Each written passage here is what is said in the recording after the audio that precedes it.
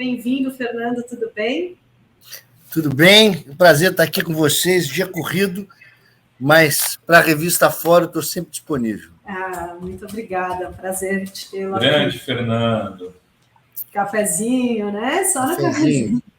Mas, Fernando, vamos lá. Então, a gente teve aí diálogos inéditos vazados, né, nesse final de semana, nesse feriadão, e um deles mostra as manobras para impedir a libertação do Lula naquela decisão que foi o habeas corpus impetrados por você, junto com os deputados Paulo Pimenta, Paulo Teixeira e Vadir Damus. Queria que você comentasse essa manobra aí que revelada. Os detalhes desse diálogo, olhando em retrospectiva, né, Fernando? Lembrando do que aconteceu naquele dia, até explicando para o nosso internauta aqui.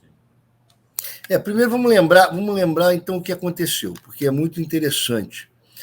Porque esse foi o dia que as primeiras entranhas da Operação Lava Jato vieram a público. O quê? Que eles não tinham limites. Porque eu vivo dizendo o seguinte, a Lava Jato, para praticar suas arbitrariedades, tinha que ter uma coluna vertebral fraudulenta das distribuições aos juízes. Ao Sérgio Moro, que fraudou o fato de ser o juiz do caso, o desembargador do Tribunal Regional Federal e a turma. Então, tudo ficava sempre na mão das mesmas pessoas. As únicas vezes que nós tivemos um pequeno respiro de despachar algo com outro juiz, o efeito era completamente diferente. E aí eu lembro, esses dias eu fui consultar, estou tentando até lembrar, ver aqui, cadê o livro, A Geopolítica da Intervenção, a verdadeira história da Lava Jato, vendendo meu peixe. Lá eu fui verificar o seguinte, por exemplo, uma vez no início da Operação Lava Jato, nós entramos com um pedido para que fosse possível o Paulo Roberto Costa, que eu fui advogado no início, não na época da delação premiada, pudesse tomar banho. Olha só, tomar banho de sol, porque eles eram fechados 4, 5 dias lá dentro. Isso é importante porque isso é que fazia a Guantánamo de Curitiba. Certo? Tortura. E essa tortura foi confirmada com um parecer da Procuradoria-Geral da República perante o STJ, que confirmou que havia tortura, que era desumano. Esse habeas corpus nunca chegou a ser julgado. Quem foi o juiz que despachou no plantão e determinou à Polícia Federal que garantisse esses direitos humanos? O Apio. Eu só vinha relembrar isso esses dias, depois desse tumulto. Ou seja, bastou um juiz de fora do esquema para fazer diferente. E ali no Tribunal Regional Federal, naquele domingo, houve exatamente isso. Estava de plantão o desembargador Favretto. Veja, o desembargador Favretto foi quem votou em um procedimento contra o Moro, dizendo que o Moro tinha que ser punido por ter interceptado os telefones celulares e do escritório do Paulo Teixeira e do Zanin. O único a votar separado, porque os outros votaram de que a Operação Lava Jato era uma exceção, por isso podia ficar na exceção. E aí chega-se ao dia em que o Favretto estava de plantão. Nós resolvemos, então, entrar com um habeas corpus com um argumento novo, um argumento diferente em relação à presunção de inocência. Não tinha sido julgada ainda no Supremo essa questão. E aí é distribuído, então, no plantão ao Favretto. Lembrando, quando há plantão, nenhum desembargador tem poder naquele feriado, naquele fim de semana. Somente aquele que está de plantão. Ele responde pelo tribunal. E ele, então, o Favretto, respondendo pelo tribunal, analisou e concedeu uma liminar para mandar soltar o Lula. E aí vem as entranhas da operação aparecendo. Como? Chega a ordem na Polícia Federal E a Polícia Federal liga para o Moro, que estava de férias, além de ser feriado. E o Moro diz para não cumprir a decisão. Ou seja, peraí, como é que o Moro, que não tinha poder nenhum naquele dia, porque ele estava sem jurisdição, ou seja, não era juiz naquele dia, manda não cumprir? Aí, diante disso, o Moro se movimenta e o habeas corpus vai, os procuradores se falam, entram com uma petição e o habeas corpus vai à conclusão, o que foi uma armação no tribunal, do Gebran. E o Gebran dá um despacho, não cumpra essa decisão, porque eu sou o desembargador do caso. Só que o Gebran, naquele dia, não era desembargador de coisa nenhuma, porque ele estava de férias também, ele estava no feriado. Os autos voltam para a mão do Favreto e o Favreto manda cumprir. E isso está nos diálogos, ele se movimentando, dizendo o seguinte: Favreto mandou cumprir 1 hora, a gente precisa falar com o presidente do tribunal. Mas peraí, presidente do tribunal, vou repetir, o presidente do tribunal, neste dia de feriado, não era desembargador de coisa nenhuma, nem presidente do tribunal, porque há uma limitação de poder. Ou seja, o juiz que está andando de carro na rua, naquele momento ele não é juiz. O juiz está tomando um chopp no bar, ele não é juiz. Não é isso? Ele é um cidadão comum. Então, nesse dia que eles conseguem fazer, se falam, ligam para o presidente do tribunal, combinam que o presidente do tribunal iria conceder uma decisão suspendendo, que não está previsto em lugar nenhum. A única previsão que tem para o presidente do tribunal despachar algo durante o momento de trabalho dele, não durante o momento de tomar cerveja, chopp ou esquinho, no feriado, é no momento de que ele está trabalhando, quando há possibilidade de lesão aos cofres públicos, numa ação civil pública. Isso pode ele suspender momentaneamente. No direito criminal, em habeas corpus, não existe. Eles, então, combinam com o desembargador e esse desembargador suspende a ordem. E aí começa a trabalhar como é que eles vão perseguir o Favreto, que é o desembargador que concedeu a decisão. Então é o seguinte, veja, na verdade é um quebra-cabeça que aos poucos, é a ponta do iceberg da Vaza Jato já foi suficiente para fazer com que o Supremo mudasse de posição, o Gilmar Mendes mudasse de posição, que o Moro fosse considerado suspeito. Esse dia desse habeas corpus, as ações arbitrárias deles foram fundamentais para a concessão do habeas corpus lá, julgando o Moro parcial. Foi um dos atos, eram 5 atos, foi a interferência do Moro no cumprimento dessa decisão. Então é o seguinte, aos poucos estão vindo mais diálogos e parece que já estão vazando mais. Agora, recentemente, houve a concessão de um habeas corpus no STJ, garantindo uma defesa ter acesso. Ou seja, Rovai e Dri, mais diálogos vêm por aí e certamente vocês, jornalistas, vão conseguir ter acesso a mais profundamente, além da ponta desse iceberg, essa vergonhosa organização criminosa chamada Lava Jato. Aliás, pela primeira vez que o Lula disse isso, foi para esse jornalista lá em Curitiba, quando eu tive para entrevistá-lo, eu perguntei: presidente Lula, o senhor considera que a Lava Jato é uma organização criminosa? E ele, com a coragem que lhe é peculiar, preso com os agentes todos da Polícia Federal, disse: eu não tenho dúvida que a Lava Jato é uma organização criminosa.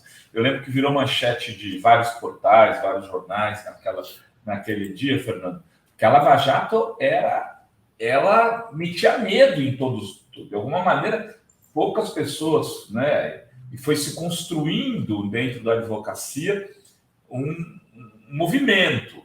Mas no começo eram poucos aqueles que questionavam. Um deles está aqui com a gente, que é o Lênio usa uma frase assim, o Lênio fala, nós éramos tão poucos que cabíamos dentro de um Fusca. Depois começamos a aumentar e conseguimos ocupar um ônibus.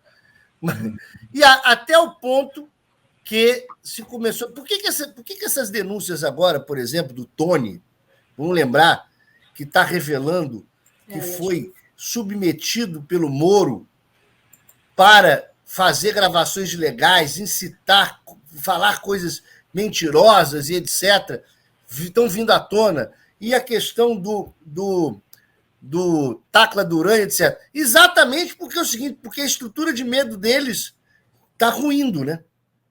Muita coisa, então, muita gente que está com condição de depor. E mais, o medo que eles têm de prenderem o Youssef. Que medo é esse? O Youssef deve saber tanta coisa que eles estão com medo de ele ser preso. Agora, o Tony Garcia, ele apresenta aqui hoje de madrugada, ele diz a primeira prova de que o Sérgio Moro e o MPF me usaram como agente infiltrado. Aí ele põe parte de uma sentença onde o Moro faz elogios eloquentes a eles, deixando claro que ele era o cara, e aí questionando o que mudou e traz aí essa sentença. Eu queria perguntar para você o que essas denúncias aí do Tony Garcia podem, né, levar o que para o Sérgio Moro? Será que ele vai agora ser ouvido? O que pode dar para o Sérgio Moro? E agora a gente vai ter o depoimento do Tacla Duran também na Câmara. Então, também essas duas, o que vai impactar aí, né, no Moro, Rosângela, enfim? Bom, o que é importante é entender o seguinte: nenhum elemento isoladamente, sozinho, faz efeito em um processo. Nenhuma confissão. Veja, um sujeito chega numa delegacia e confessa que matou fulano. É necessário que essa confissão esteja concatenada com outras provas. Que ele tenha estado lá naquele dia, que a interceptação das antenas do telefone mostra que o cara estava lá, porque o cara pode confessar e estar em outro lugar. Então, o que quer dizer isso? A denúncia que o Tony está fazendo, o que é impressionante é que ela está concatenada com outras denúncias. A denúncia do Tacla Duran se concatena com a denúncia do Tony. E mais, a Vaza Jato, veja, os diálogos da Vaza Jato, por que eles são corretos? E vocês, jornalistas, já fizeram várias matérias sobre isso. É quando você pega o diálogo que está lá e compara ele com fatos que estavam do lado de fora dos diálogos. Ou seja, o que eles falam é exatamente o que estava ocorrendo. Isso demonstra que o diálogo é verdadeiro. Então, é o seguinte, quando o Tony vem dizer que ele fez uma delação premiada, e nessa delação ele virou, na minha opinião, a palavra virou um cachorro do Sérgio Moro, certo? Em que o Sérgio Moro passou a comandar ele como longa-manos das suas ilegalidades. E você pega o que ele está dizendo e vai do lado de fora e começa a ver que os fatos que ele fala condizem com a realidade, isso demonstra que ele está falando a verdade. Aí, quando você vai no Tacla Duran, que está dizendo exatamente do esquema criminoso de delação, e você compara com o Tony, compara o que estava ocorrendo, você demonstra... Então, é o seguinte, o que está acontecendo é que está se montando com o ruir da estrutura que eles fizeram para blindar das suas ilegalidades. Eu falei esses dias, a ilusão do filme Os Intocáveis. Eles achavam que eram os intocáveis, ou seja, a lei é para todos, menos para eles, né? Aquela ilusão do filme americano. Quando se vê que eles estão ruindo do poder, ou seja, o Deltan Dallagnol já quase foi punido no CNMP, fugiu, conseguiu se eleger, agora perdeu o mandato, né? E o seguinte, e vai responder pelos abusos. O Moro está na linha de tiro para perder o mandato. O Bolsonaro já está com o óleo esquentando na panela para ser fritado agora, parece no dia 22, tornar-se inelegível. Com isso, aqueles que tinham medo de falar passam a tomar coragem. Dri e querido Renato, eu vou ter que fugir já, porque eu tenho que ir para Brasília. Eu também estou indo. Vamos nos encontrar lá, então. Tá indo? Estou indo hoje para Brasília e fico até quarta-feira de manhã. Eu vou amanhã. De repente, a gente toma um chopinho no final da terça. Fernando, só para você encerrar, então, eu queria que você falasse sobre, assim, qual a importância jurídica desses vazamentos. Não política, jurídica. Vai dar para mudar alguma coisa nos processos de pessoas que foram condenadas? O Estado terá que dar alguma reparação a essas pessoas, Fernando? Porque tudo bem, ficou, todo mundo sabe agora, mas eles continuam aí. Um é senador, outro vai virar agora assessor de partido político, estão tocando a vida. E as pessoas que viveram em Guantánamo, como você mesmo tem definido aqui, o que aconteceu na época da Lava Jato em Curitiba, na nossa Guantánamo, ficaram com as feridas para sempre, né? Vamos lá. Primeiro, vamos falar juridicamente sobre o que são esses diálogos, né? Porque as pessoas falam assim, bom, os diálogos são ilegais. Ilegais como? Foram obtidos de maneira ilegal. E por isso não podem ser utilizados. Em determinado momento, até no julgamento do Supremo Tribunal Federal, do HC do Lula, né, que julgou o Moro parcial, os ministros chegavam, faziam uma dupla questão. Eles citavam os diálogos e diziam, mas mesmo sem eles, eu chego à conclusão da parcialidade. Então, eu não preciso dos diálogos, né? Para dizer o seguinte, eu não estou fundamentando a decisão nos diálogos. Mas, na minha opinião, os diálogos em que pese terem sido obtidos por um hacker, que eu chamo de cyberpunk. Por que cyberpunk? Que é um movimento do Assange, que está preso, né? Que é o movimento de determinados hackers invadir computadores governamentais e trazer a público documentos secretos. Isso é um movimento político, isso não é um movimento criminoso. Isso é um movimento político. E o Assange está preso lá por causa disso. Condenado à prisão perpétua, estão entregando ele aos Estados Unidos. Um absurdo, né? Que temos que aqui lutar contra essa perseguição. Mas o que acontece? Os diálogos foram obtidos de forma ilegal, mas eles são atos processuais. A Constituição diz, no artigo 93, inciso 9 da Constituição, diz o seguinte: os atos processuais são públicos. Portanto, quando um promotor está falando com um juiz, combinando, pedindo algo, né, ou os procuradores, esses diálogos deveriam estar registrados nos autos através de petições. Deveriam ter sido filmados em audiência. Eles não fizeram isso, fizeram de forma oculta. Portanto, é o seguinte, a ocultação desses atos públicos é criminosa. E o diálogo é público. Portanto, eu entendo que esse material ele deveria ser acostado aos processos e devem ser levados em conta. E mais, mesmo que fossem ilícitos, podem ser usados pela defesa, ou seja, quem foi condenado pode usar os diálogos para provar que é inocente, provar que foi perseguido, provar que o juiz era parcial e etc. Mas vamos a um fato melhor ainda. Esses diálogos, como são diálogos públicos, na minha visão jurídica, e eles foram obtidos de celular funcional, e a prova ilícita ela é assim considerada para punir o Estado, ou seja, por que a defesa pode utilizar? Porque a defesa não pode ser punida, quem tem que ser punido é o Estado pela ilicitude da prova. A prova ilícita é para proibir tortura, não é para impedir o torturado de provar que foi torturado. Então, nessa visão, a prova pode ser utilizada para punir o Moro, punir o Dallagnol, porque eles não são pessoas particulares. Eles cometeram esses crimes como agentes públicos. Eu vou dar um exemplo. Fala assim, o cara quebra o vidro da delegacia, certo? E enfia uma câmera e consegue filmar um sujeito sendo torturado.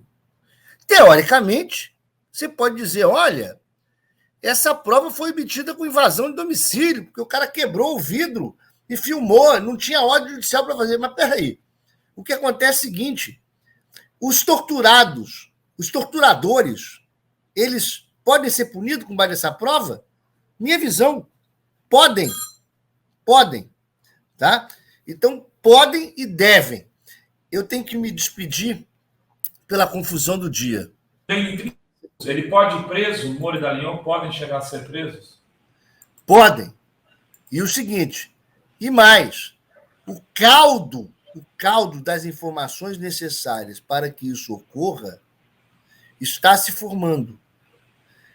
Como ruiu a rede de proteção deles, principalmente porque ele deixou de ser juiz e outro deixou de ser procurador, eles vieram para o mundo dos réis mortais, agora eles podem ser punidos. E não tenho dúvida, esse momento chegará. E do Bolsonaro também. Um abraço. Muito obrigada, Fernando. Boa viagem. Até a próxima. Obrigada. Valeu, Fernando.